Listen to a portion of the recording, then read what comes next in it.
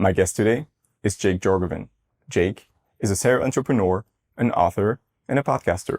He's also the founder of ContentAllies, an agency that helps major brands such as Meta, Alibaba, and Siemens produce and promote their shows. Overall, the team at ContentAllies has published more than 2,000 episodes for these major brands. In this episode, we talk about the tactics that ContentAllies has leveraged to exceed the download target set by Meta by a factor of 7, which channels are the most effective if you want to promote your B2B podcast, how to promote your show on hyper-targeted websites that are relevant to your niche, the specifics of B2B podcast analytics, and much more. Enjoy.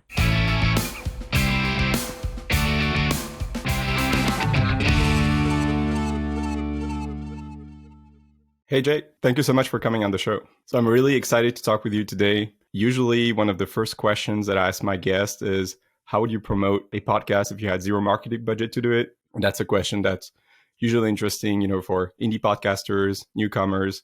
But I think, given your background and what you do with ContentAllies, it makes so much more sense to dive right into paid marketing.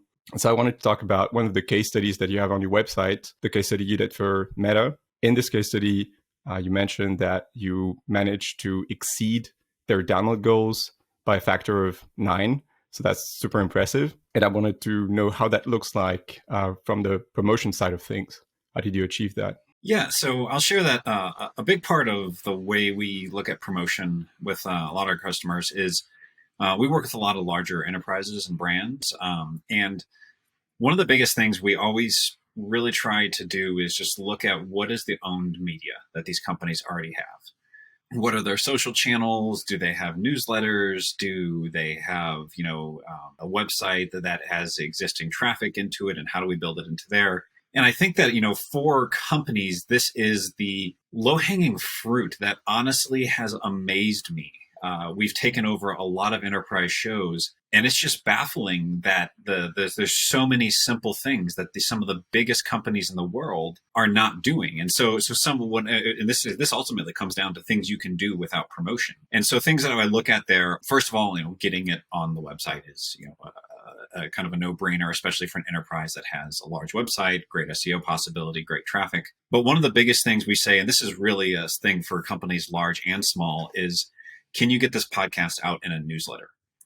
We've found from owned channels, newsletters convert better to listeners and subscribers more often than social media does.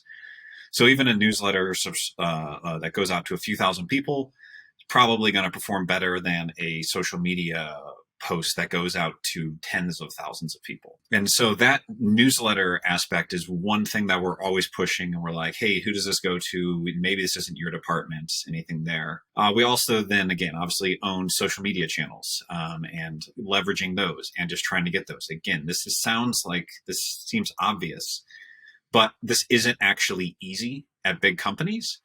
Like, it's often a process to get something into the social channel when you get into a larger company. And so it's kind of saying, okay, how do we push this forward? How do we package this? How do we tell the story? And then how do we get the metrics and the analytics back from this? These are things where you have to kind of work across departments. And so those are kind of some of the key owned channels we'll go toward. And then the last one is also a lot of times looking at combining, comparing with the PR department. And seeing, hey, what can we do with PR? Can this tie to any of the press releases, the existing things you're doing? Like, this is kind of where we go. And there's not always a clear, straight answer. Those are a lot of the common plays.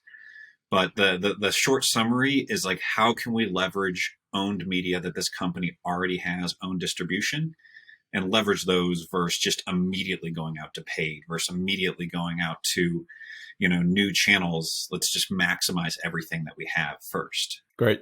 Do you have maybe any tips to help the podcast teams in those, giant companies to get buy-in internally to be able to leverage these own media opportunities, as you mentioned, newsletters, websites? Yeah, I think one of the biggest things that we often do is we figure out, okay, who is this going to? And we try to just prepare typically a single document that's organized. So again, within a company, it's like, okay, we want to get the video version of this podcast on YouTube. Often a huge hurdle because there's some other team that handles YouTube. And And so it's okay, let's create a single document that has that, because like, we have all of this podcast episodes, all of this stuff that we're delivering to our customers. They have that all in their spot, but it's like, okay, like this YouTube person, if you give them everything, they're going to be overwhelmed. They're not going to be able to find what they need. So it's, here's a link to your video file. Here's a link to the headline. Here's a link to the description. Here's a link to recommended tags.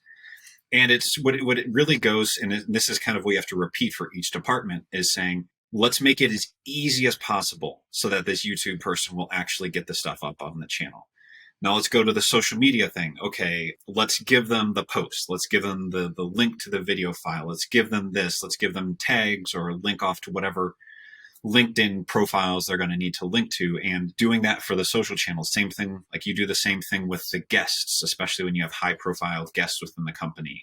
When you're dealing with big companies, it's wild. A single developer from Meta will get massive reach on their audience, sometimes even bigger than the company gets because they have so many people following them. And so it's, how do you make it easy? And that's, I think the summary is just like, don't just drop, hey, here's all the files related to this episode to them, because that's the easy thing to do. It's, here is this document with 1, 2, 3, what you need to do your part to help promote this. And that takes more work, but that actually gets things done within bigger companies. Awesome. So a master document per team internally to reduce friction and make sure that those podcast episodes really get promoted.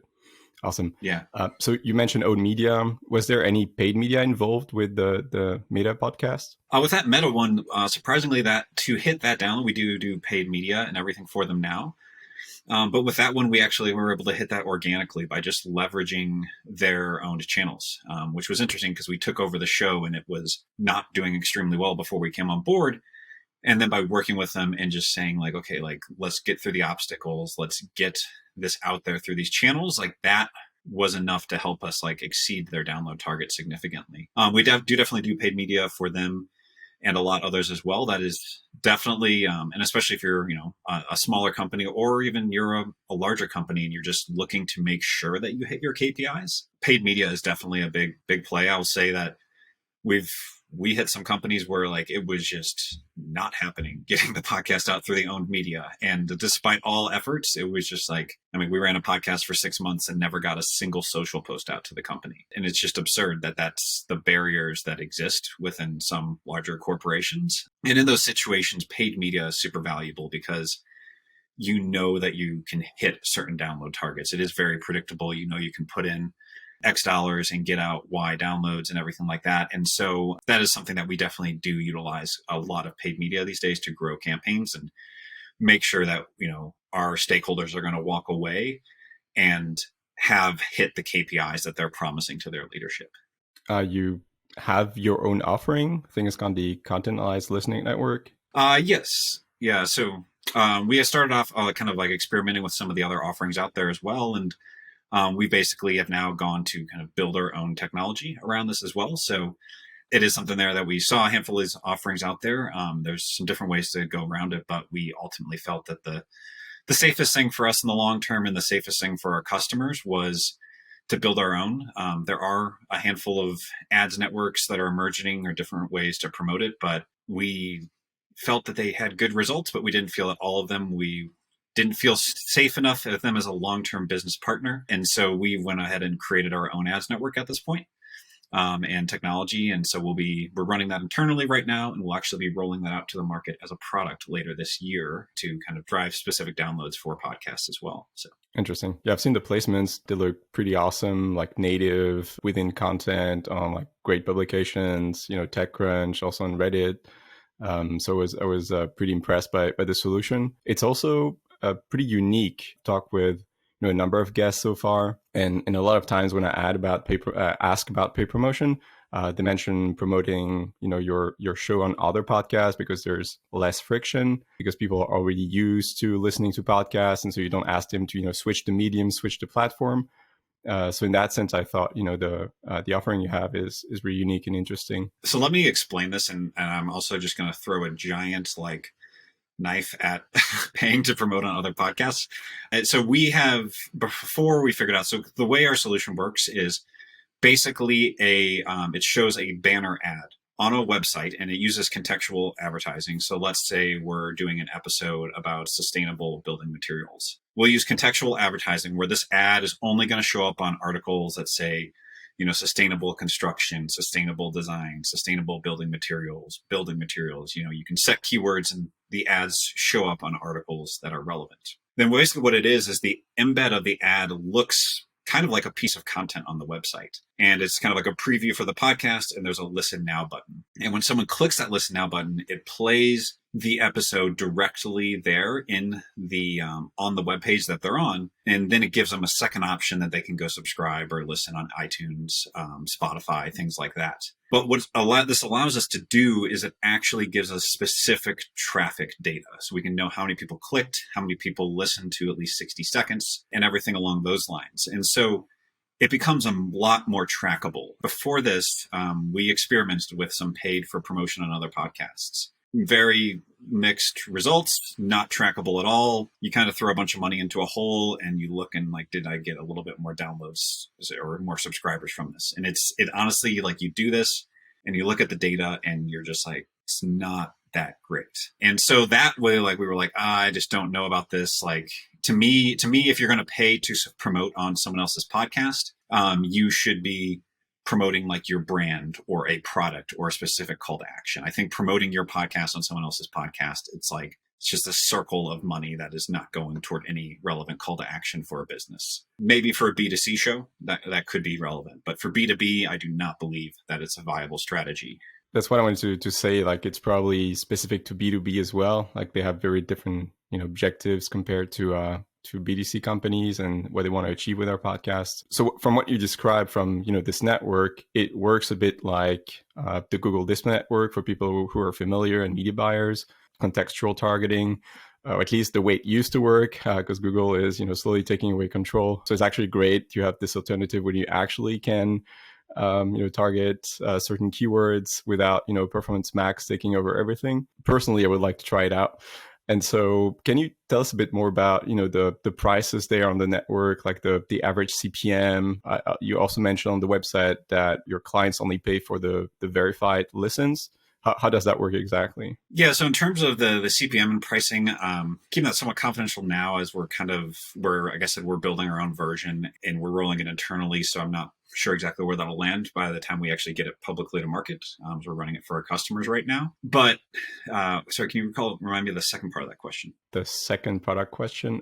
So I was asking about, the average CPMs on the network, the cost per verified listen, and yes. How the prices in general look like. I'm guessing it differs from client to client.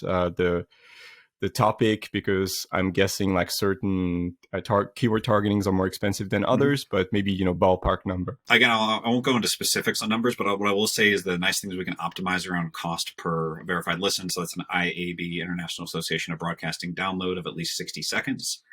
And then the cost, the other reason I want to talk about, I don't want to hit too much on specifics of cost, is we're trying to build out how targeted can we get with this? And can we really start to add in more demographic information where we only want people that are, C-level executives, or they're making more than $150,000 a year? We're consistently looking at how can we further refine that targeting. And obviously, as we get narrower and narrower, that will drive up the costs. Targeting in the USA versus Europe also will likely to change costs, or different regions. But these are all things that we're kind of working on experimenting with. But the nice thing is we optimize the network around that cost per verified download. So you're working with third-party data providers to augment the targeting? Yes, correct. Yeah. So essentially we're building the technology and we're hooking that into a handful of ads networks. So we're not dependent on any one. We're also looking at eventually starting to try to line up certain deals where we can sell ad space on particular websites to kind of run this technology on them as well. So for us, it is the start of a new journey of kind of creating this overarching ads product that ultimately can, be a system place for sites to monetize by promoting podcasts on their site specifically as well, versus just kind of doing the lower cost ad networks that are kind of general out there as well. But so if I were to sign the insertion order tomorrow and we were to start tomorrow, would I be charged on a cost per verified listen base or on a CPM base with optimization towards cost per listen? We pretty much do everything around cost per listen. We find that that's the metric that matters. People, because what's interesting is you can see, the CPM numbers are kind of all over the place because we optimize the ads around cost per download. And so sometimes you're like, well, that CPM was a lot lower or a lot higher, but it doesn't really matter because what we're optimizing around is that cost per download. So the CPM can vary to higher to lower. And honestly, the CPM goes down when it takes more impressions to get to the cost per download. So that's really kind of where we optimize around. Yeah. I mean, there's also seasonality that comes into play. I think on the website for Meta, the cost per verified listen was 45 cents, if I'm not mistaken. Is that like a fair estimation of like what people can expect to pay for a listen? Or I think that can be there, but that's could also just, I would say, be highly untargeted. I think that the risky thing that we have in this space is there's a lot of these kind of creations of like these ad networks, but there's also kind of scammy people out there. And that's the scary part of this is like there's the people that are doing incentivized downloads where it's like, listen to 60 seconds of a podcast in the background of your video game playing and get, 10 cents a listen. And there's these incentivized things. So I think that that's something that like the whole industry has to look out for. It's not just the cost, it's the quality of it. And that's another reason we're bringing this in house is to ensure like, we've utilized some of these other partners out there and it's very limited on the data you can get back from them. And we fear the validity or the quality of those plays. And so that's something that why we're bringing that kind of building our own product is we want to make sure that this is built for B2B plays because a lot of those are also, these networks are optimized around B2C. So we're building ours for B2B is really kind of where we kind of have put our flag. So the quality of these listens will be totally different from that of, bot downloads on a game app where there's like an incentivized download or listen. So make total sense. And it's also more like it's safer for, the companies working with you in the sense that the engagement data that comes out of that simply looks better, right? Because the targeting is made on the keyword base, on context base. There's a like high probability that the listeners, will engage longer with the content. That's actually another question I had for you. Do the listens on these native placements, do they count towards a certain number of listens on maybe Spotify or Apple, or is it purely based on like you tap into the RSS and it's not seen by Apple or Spotify? Yeah, so we're going to experiment with that in the moment because one of the things a lot of the existing ad networks, they're just tapping straight to RSS, but I'm very intrigued as we're building our own technology. That's kind of how we're doing our earlier products. But I'm like, okay, can we use the Apple embed and then ultimately help that drive SEO traffic? I'm very curious. I don't have an answer on that, but my belief is that if we ran paid ads, use the Apple embed instead of the straight to RSS embed, that should ultimately drive a lot more Apple podcasts, probably drive that up the SEO, which is very relevant for what you all do at Voxelize. And so that's one of the theories that I want to test. Again, this is all kind of like uncharted territory, but that is something I'm definitely interested in. One thing we do is we do have, once someone clicks in, then they'll listen to it on the ads. We'll have a second tier of, subscribe on Apple, subscribe on Spotify, subscribe on the website. And we'll put link tracking on those as well. And so we're able to actually see, hey, we ran this ad. We ran, $2,000 on this campaign and we saw 148 people clicked into Apple. And that's really like another great metric that we're able to kind of track on this is like the second level clicks on that ad. So it's like someone clicking to listen and then someone clicking to go further, or we'll also put call to actions on there. So, try this product, try or, sign up for a trial. And so you can run your ads, not just to promote the podcast, but you can also run those and get call to actions or gain subscribers on the podcast as well. That's awesome. Okay, so it already indirectly at least contributes to establishing podcast authority with the podcast platforms. Yep, exactly. Okay, let's switch it up a bit. I wanted to talk about goals when it comes to B2B podcasts and talk about let's say the difference between SMB and enterprise, how their goals vary. I would say with SMBs, the goal becomes closer to account-based marketing. is more often where they're sitting. So there's some level of networking, building relationships, kind of connecting with people that could be future partners or future sales opportunities. I think that's where a lot of SMBs end up playing. That's not saying that they're using it all just purely as a sales tool, but there tends to be a thought leadership objective there as well. And with enterprise, I think you get a lot further from that. Enterprise really, what we find is, what are the business objectives is kind of what we always come to. And it's interesting because we see so many enterprises that they're just like, we're just going to start creating the podcasts because it's thought leadership. And projects like that typically get cut. And so what we try to be okay, what does marketing leadership care about? What are the KPIs your bosses are measured on? Normally at an enterprise, it's we want to do customer support. We want to tell customer stories. We want to drive revenue. We want to get adoption. We want to strengthen partner relationships. These are common objectives that are across a lot of podcasts. So where we often end up going is, okay, with each episode, what is the objective? It's typically not like one podcast has a singular objective as an enterprise. You're often looking at it almost kind of like the way people think about blogging, where they're like, this blog is meant to serve this department, or this blog article is meant to serve this. It's going to be a sales enablement piece. This is meant to promote this new product launch that we're putting out. And so when we get to bigger enterprises, we try to look at every episode, and in our briefs, we're like, what is the objective? Okay, we're promoting this new product that's coming out. Okay, we're going to promote this new technology, or this is a key messaging point that we want to be known for. And we try to make sure that every single episode has an objective that we're tying to.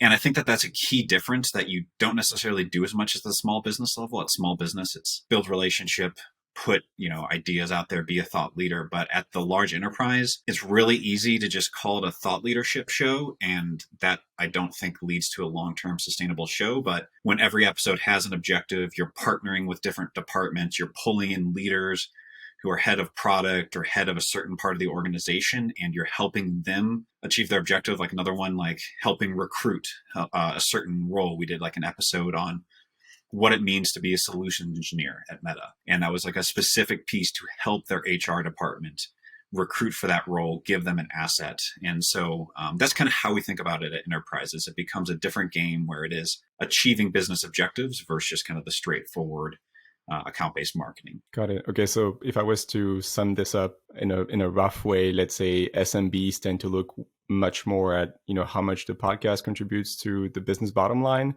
whereas for enterprise, it's more, let's say, a PR exercise where you try to help this and that department with each episode, and there needs to be a clear goal for each episode. Yeah, exactly. That's a great way to put it. Does any of your client ask you to specifically rank for certain keywords in the podcast apps? Owning their own keywords first, and then category keywords. Yeah, we definitely from the onset we're looking at especially when we choose the show name, as ridiculous as that is, that's so important for a podcast ranking. So yeah, with almost all of our episodes or shows, we're at least kind of trying to go rank for a few of those really key target keywords for them. And then we use ContentAllies to consistently track and update them on that on a quarterly basis, how they're ranking, and look at other ways to optimize and do that. So that is definitely a key part of the strategy, and making sure that we're planning that from the onset with how we brand the show, and then also doing what we can to optimize that along the way. Yeah, titles are always a bone of contention when we onboard new clients ourselves. There are always a lot of limitations to what you can do to the title for different reasons, legal reasons, copyright, etc. Like the teams, where sometimes the anchor wants their name front and center, so it's hard to make them budge on this topic. But we do manage to convince them to maybe sometimes add an addendum after the title, like hyphen, and then make it a bit more precise. And we do see a lot of effect coming out of this, just because they have so much podcast authority already. They have the download volume. And so immediately they start ranking better on the apps. Yeah, we've always done just even after that, we'll put we'll have the name of the show, and then we'll just put interviews with XYZ experts, XYZ being the keywords we also may want to rank for. And that's just a super simple tactic that works very well to get your show ranking for additional keywords. Now I want to talk about B2B podcast analytics. You have this great piece on the ContentAllies website that's on KPIs, and I'll put the URL in the show notes so people can go check it out. But in that piece, you mentioned that you're able to track which companies the listeners belong to. How you're able to do that? I was super curious when I read that. I'll tell you, at the moment, we are using an upgraded feature from Chartable, their B2B analytics. Will not recommend that. It's horrible. And they're deprecating it. It seems like they got acquired by Spotify, and I don't have wonderful things to say about how that's gone since the acquisition. But co-host podcasting, we are working with them. They are one of our key partners for hosting, and they are essentially building that feature right now. We're working with them on the beta development. I believe it should be shipped by the end of Q1 2023. But co-host podcasting, really great hosting platform, and they're building that out to where it basically does reverse IP address lookup against a handful of databases out there that have data on matching IP addresses to what companies are listening, and very cool metric. It's definitely a more expensive feature to get, but for B2B shows, it's super powerful and valuable analytics to show. All right, let's wrap it up. Where can our listeners follow you? Yeah, you can find us more at ContentAllies.com. Again, we do a lot of enterprise shows, a lot of startup shows and everything as well, but producing podcasts for Alibaba, for Meta, Siemens Energy, for General Dynamics, a lot of enterprises, as well as a lot of Series A, Series B, or further startups. And we really enjoy this stuff. We really kind of set ourselves apart by being strategists, not just being a production house. And so if you're looking for that, we would love to talk to you and help you out. Sounds exciting. Thank you for being on the show, Jake. Thank you for having me on here.